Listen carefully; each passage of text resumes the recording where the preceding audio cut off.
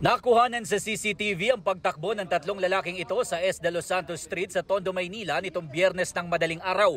Ang mga lalaki na hold up ng riding in tandem. Kwento ng 2 sa 4 na biktima, nakatambay lang sila sa tapat ng bahay nila nang dumaan ang 4 na lalaki na lula ng 2 motorsiklo.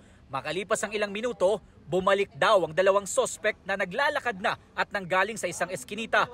Naglabas ng baril ang mga sospek at nagdeklara ng hold up.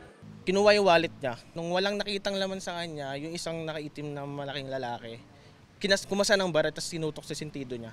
Doon niya na sinabi na, wala kang pera, gusto mo barilin na lang kita. Iba yung pakiramdam pagka nakatutok na yung baril sa ulo mo tapos kinasapa sa harap mo. Kaya yun, medyo na-trauma ako. Umabot sa halos 150,000 pesos na halaga ng mga alahas ang natangay na mga sospek, kabilang ang wedding ring ng isa sa mga biktima. Bago ang insidente, makikita pa ang mga sospek na nanggaling sa F. Rojas Street. Lumiko sila sa M. Ocampo Street at kumaliwa ng S. De Los Santos Street kung saan nakatambay ang mga biktima. Maya-maya, kumanan sila ng arpapa at umikot pa sa ibang mga kanto bago bumaba ng motor ang 2 sa mga sospek na nang-hold up sa kanila.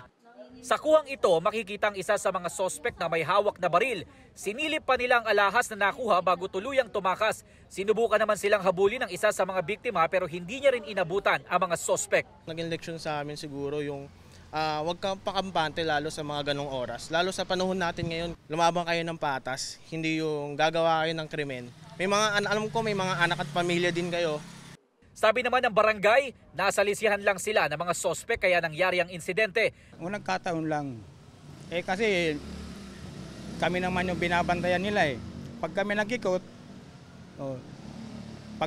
pag alis namin, sila naman mag-iikot. Nakipag-ugnayan na raw sila sa otoridad para mas madagdagan ng mga pulis sa lugar. Patuloy din ang investigasyon ng mga otoridad. Para sa GMA Integrated News, Jomer Apresto, nakatutok 24 oras.